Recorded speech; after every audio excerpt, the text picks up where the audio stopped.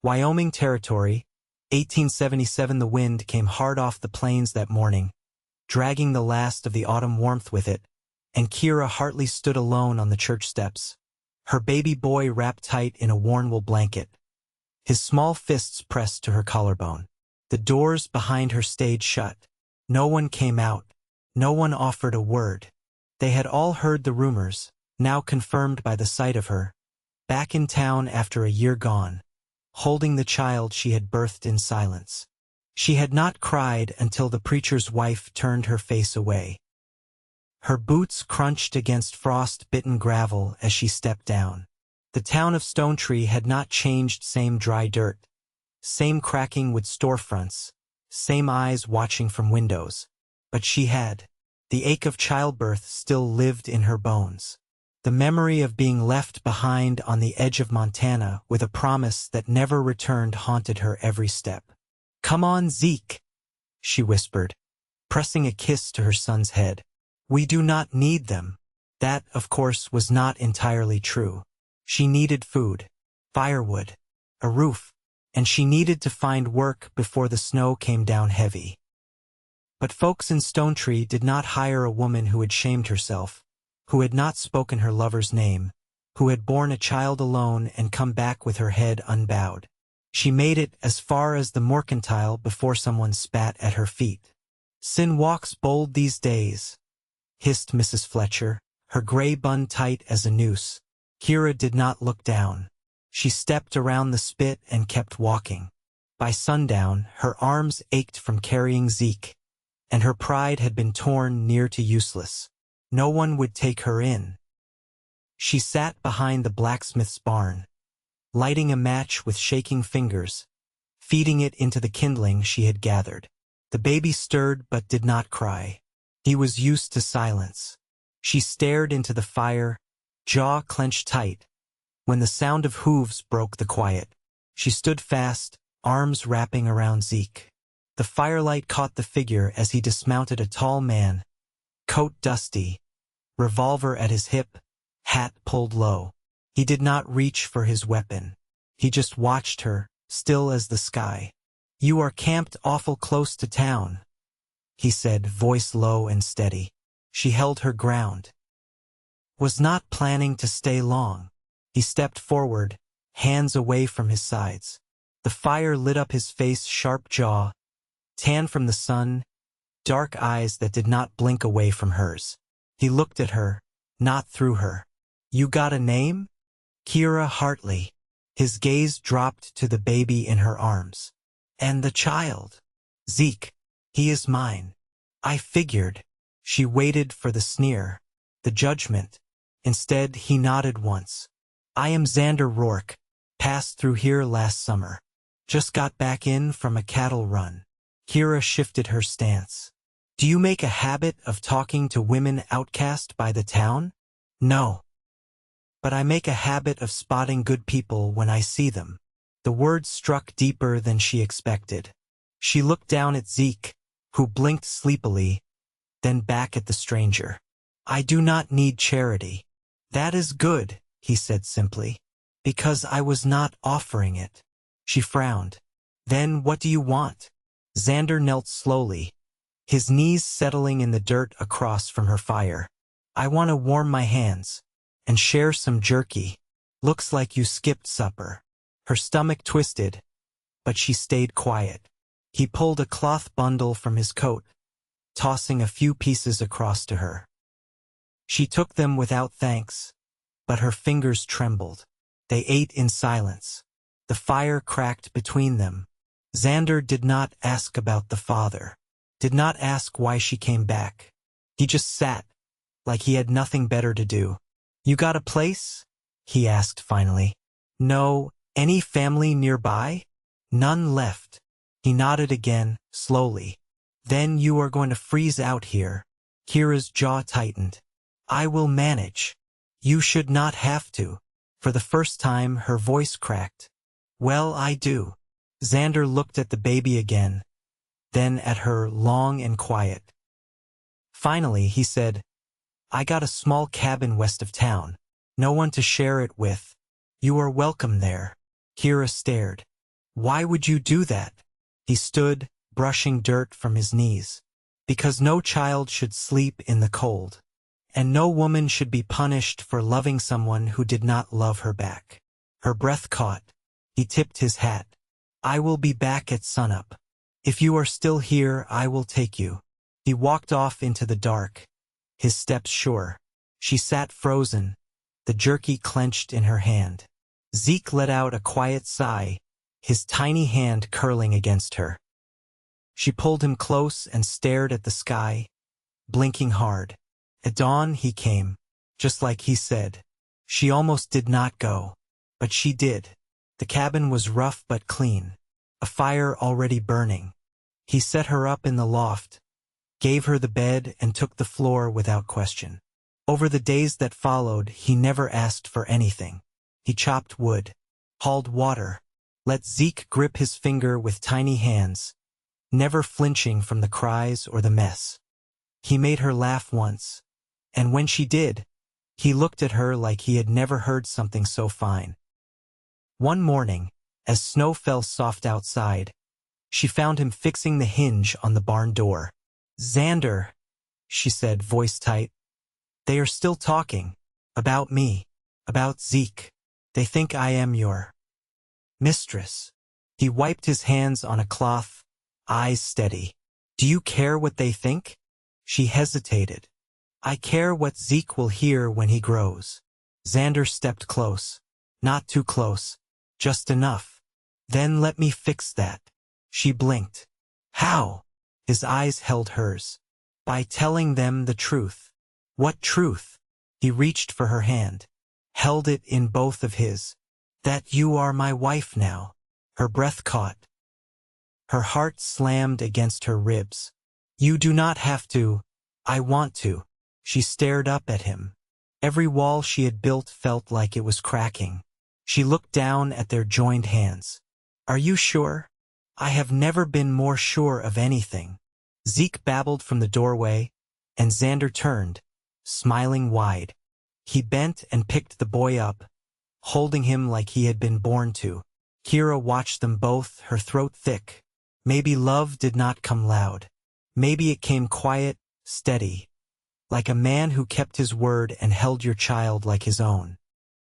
She stepped forward, laying her hand on Xander's arm. All right, she said softly. All right. He smiled at her, and it lit something deep in her chest. They were not alone anymore. Not in the cold. Not in the world. And it was only the beginning. The first time Kiera saw Xander shave, it was just after dawn. His sleeves rolled and a tin mirror hung crooked on the porch post. The wind had settled in the night, and the world outside the cabin sat quiet under a new dusting of snow, the kind that softened the earth and muffled every step. Zeke was inside, still curled in quilts, his breath fogging the small pane of glass. Xander dipped his straight razor in a bowl of hot water, steam rising in curls. She leaned against the doorway, arms crossed, watching him angle his jaw toward the blade. You always do it out here? She asked. He wiped the razor clean. When the light's better. And when a certain pair of small hands hasn't hidden my mirror again. Kiera felt her mouth tug before she caught it. He likes shiny things. He glanced at her reflection in the mirror. You always up this early? She shook her head. Used to be. Before. Before Montana? She hesitated. Before I stopped hoping. He didn't look away from the mirror. You hoping now? She didn't answer, but she didn't go back inside either. He set the razor down and dried his face, then turned toward her. I was thinking about the shed behind the barn. It's solid, but it's full of broken tack and rusted tools. I've seen it. I'd like to clear it out, make a space you can use.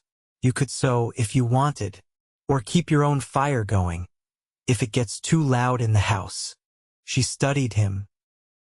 You offering me a room of my own? I'm offering you whatever keeps you from feeling cornered. She stepped off the threshold. You ever live with a woman before? No. Then how'd you know that matters? He looked at her. Not hard, just steady. Because I've felt cornered. She didn't ask when or where. She simply nodded once, and the matter was settled between them. Later that day, she helped him drag out the old leather straps and wooden yokes that had been buried beneath mouse-nibbled burlap. The air inside the shed was sharp with dust and dry rot, and Kiera tied a kerchief over her mouth. Xander worked beside her without speaking, only pausing to prop the door wider or haul a splintered crate outside. When the floor was clear and the daylight reached all the way to the back wall, she sat on an overturned crate and traced a finger through the dirt. I could put a table here, she murmured. And shelves. Cradle, maybe. Somewhere I can rock him when he's fussing. You can have whatever you make room for. He leaned against the doorframe, arms crossed over his chest. You really don't mind? I wouldn't have offered if I did. She looked up at him, something unreadable flickering behind her eyes. You keep saying that you only say what you mean. I do. Then why haven't you asked about him? About the man I thought would stay? Xander stepped inside, slow. Because I don't think knowing who hurt you changes how I treat you. She held his gaze. You're not curious? I'm not here to tally your past, just trying to be part of your present. If you want to tell me, you will. She stood then, brushing dirt from her skirt. He was a traitor. Said he was going to Helena for supplies. Never came back. I waited through spring and summer, and when the frost came early, I stopped waiting. Xander didn't move. You deserved better. She walked past him, her hand brushing his arm as she passed. That night, she cooked root vegetables with dried venison in the cast-iron pot, and Xander mended the hem of a wool blanket with thick stitches. Zeke sat on a folded quilt between them, chewing on a wooden ring Xander had carved the week before. As the fire burned low, Kiera leaned back in her chair and watched the flames.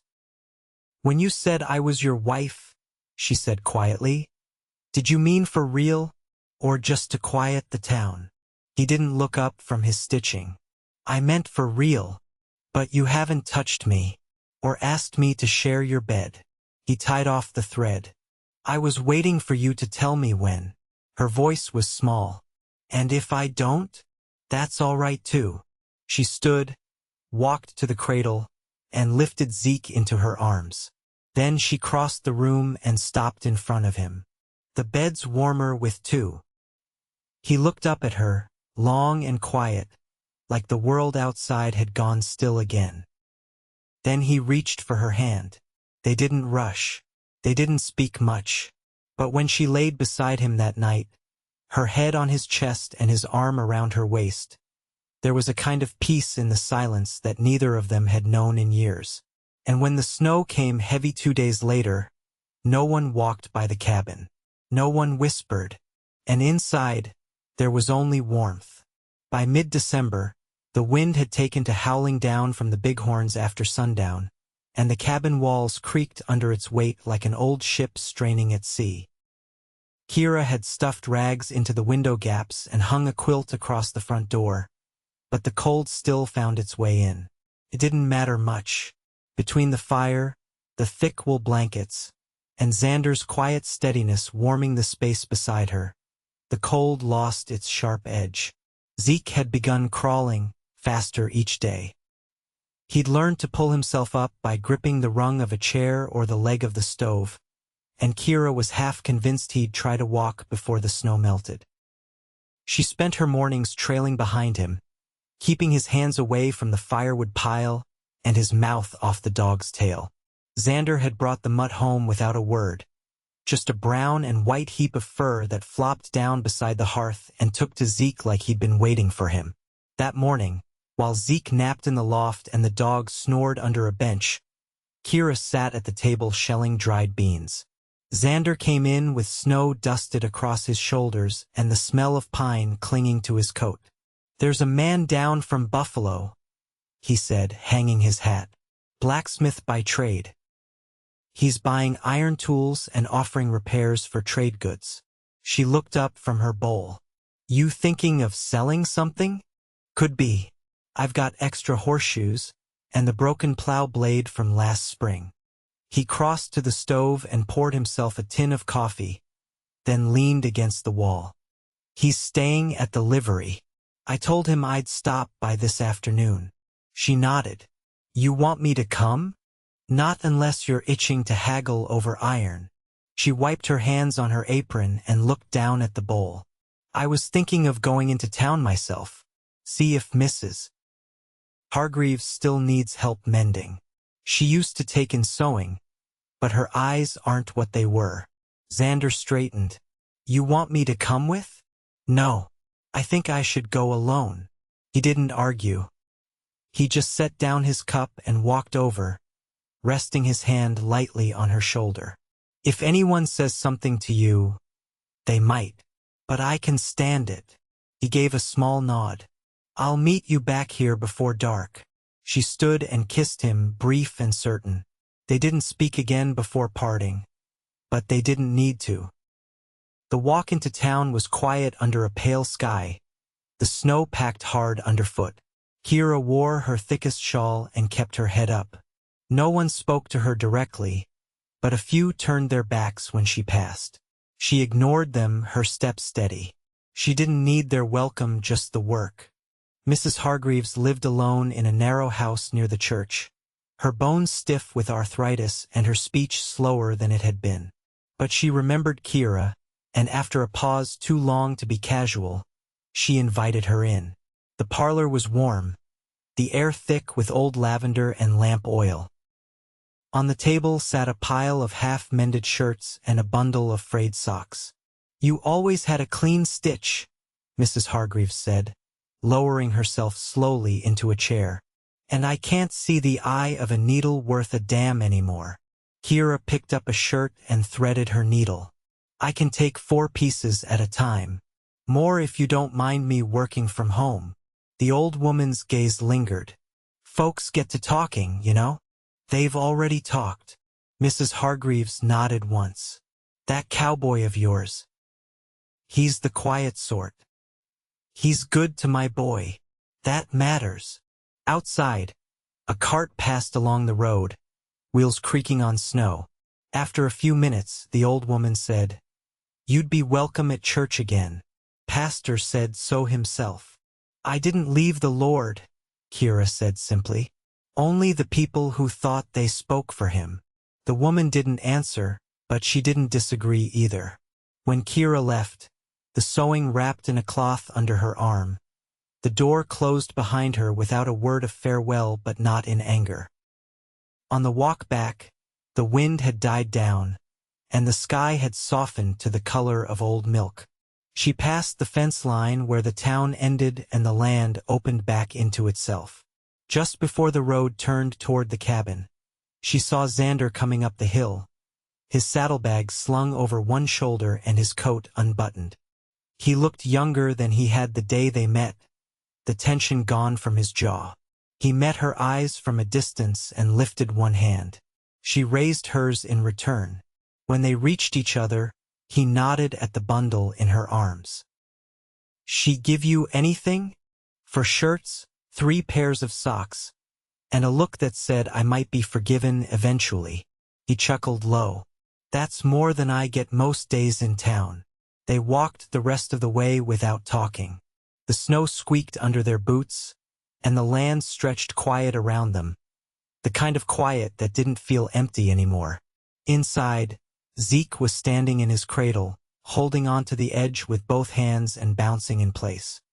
He squealed when he saw them, and the dog lifted its head and let out a low, lazy sound that might have been a greeting.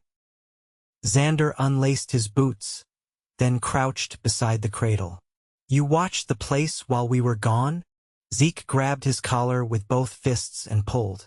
Kiera set the sewing on the table and unwrapped her shawl. He's been trying to climb out. It's only a matter of time. Xander scooped the baby into his arms and turned to her. Then we'd better start building a gate. She leaned back against the wall, watching them. You really planning to stay? He looked at her, the boy on his hip, the fire catching in his eyes.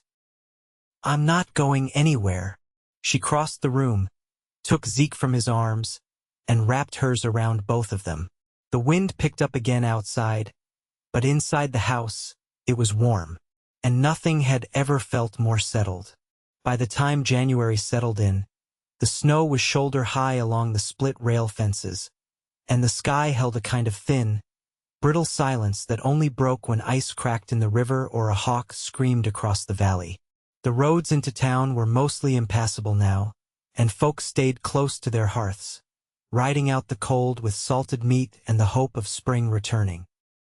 Inside the cabin, Kiera had begun stitching wool scraps into a quilt top.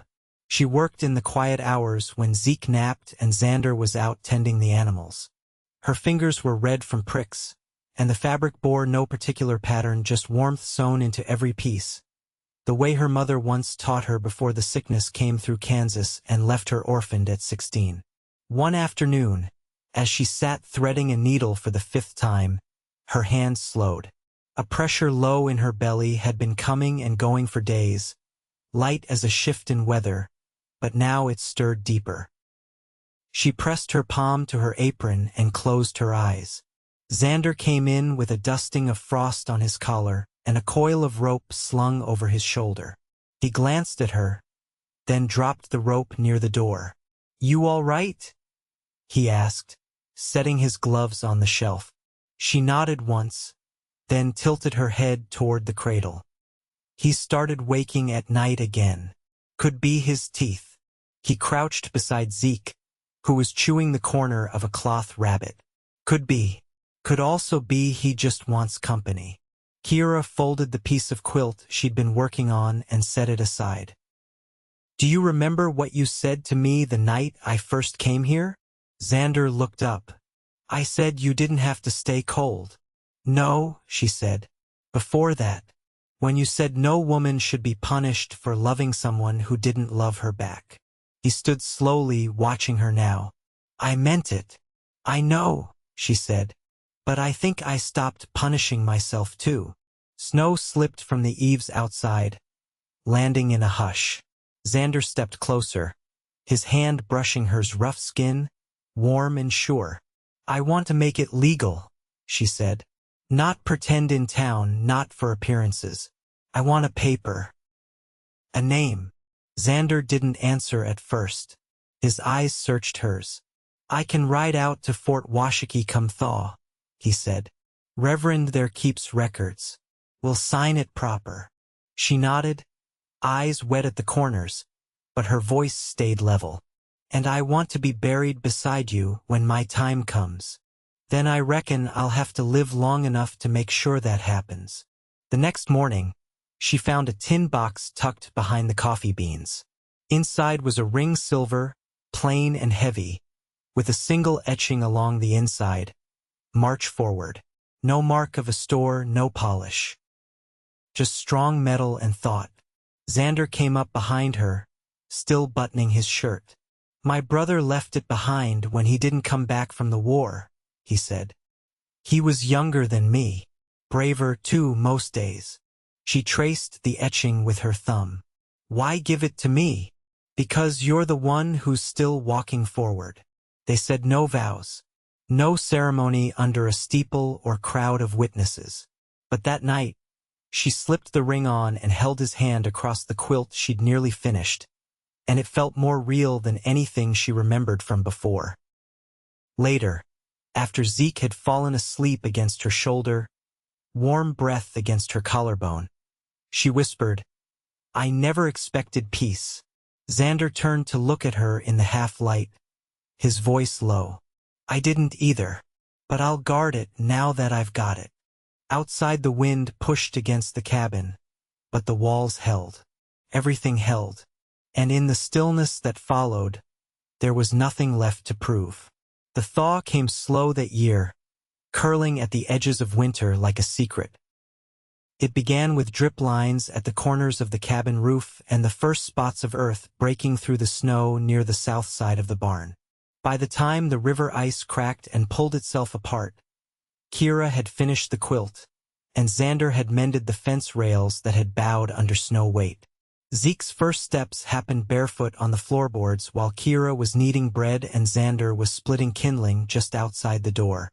She heard the soft thump of his feet and turned in time to see him toddle 3 uncertain steps toward the dog, then fall with a startled laugh.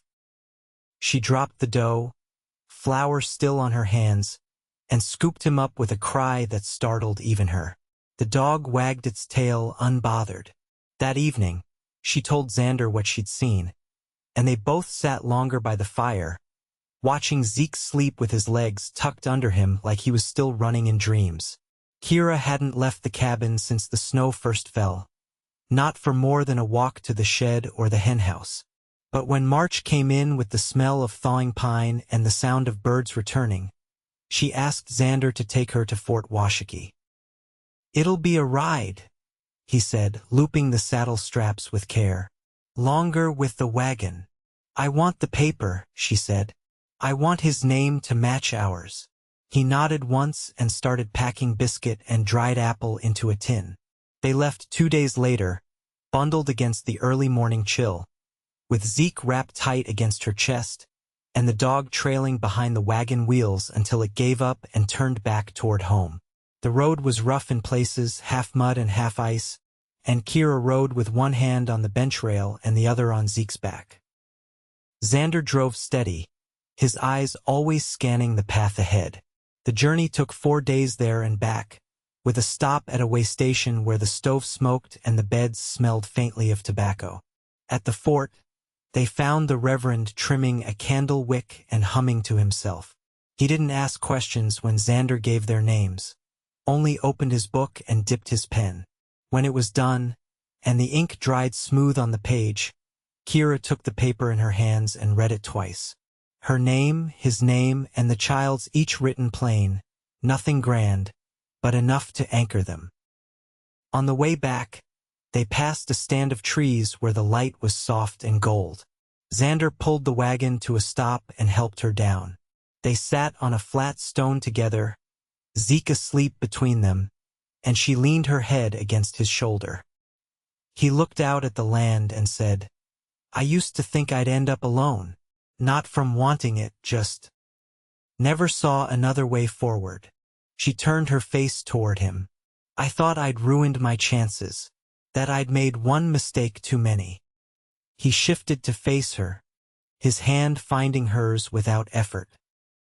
"You didn't. You didn't either." They sat there until the sun dropped low and the shadows stretched long across the trail. When they reached the cabin again, it was near dark, but the dog was waiting, tail thumping once before lying back down. Spring moved in quiet after that. The hens laid more. Kiera planted beans and onions behind the shed, her knees in the dirt and her skirt tied up. Zeke chased butterflies with unsteady feet, and Xander built a second cradle, bigger, with carved rails and a smooth rocker. One night, long after Zeke had been tucked into his blanket and the fire had burned down to quiet coals, Xander reached behind the mantel and pulled out a small box wrapped in an old handkerchief. Kiera looked up from her sewing. "What's that?" He sat beside her, holding it out. "Something I've been working on." Inside was a comb, carved from bone, each tooth sanded smooth. Along the spine was a row of flowers, not real ones, but impressions of them, wild prairie blooms she'd once pointed out in a field south of Stone Tree. She ran her thumb over the carvings. "You remembered. I remember everything you say." She set the comb aside and turned toward him, slow and sure. "I've got something to say now." He waited. She took his hand and laid it on her stomach. His eyes searched hers, then dropped to where his palm rested. He didn't speak, just leaned forward and kissed her once, with the kind of steadiness that had carried them both through the long winter. They didn't talk about names. Not yet. There would be time. That summer, the cabin was painted with light. The baby came in early September, a girl with lungs like thunder and eyes like her mother's. Zeke was 2 by then and solemn about his new role, often sitting beside the cradle as if guarding it from the dog, who now slept with one ear always turned toward the child's cries. On the first frost of fall, Kiera walked the fence line with the baby pressed against her chest, the world crackling under her boots. Xander joined her halfway through the pasture, carrying a bucket of apples from the tree near the creek. "She's going to be strong," he said, nodding at the bundle she carried. "She already is," Kiera answered. He set the bucket down and took her hand. They stood there, watching the sky shift pale gold over the hills.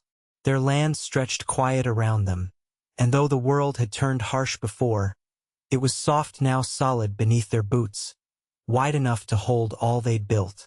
They didn't speak again that morning. They didn't need to. What they had was more than words. It was steady as the fence rails, sure as spring after snow, and it would last.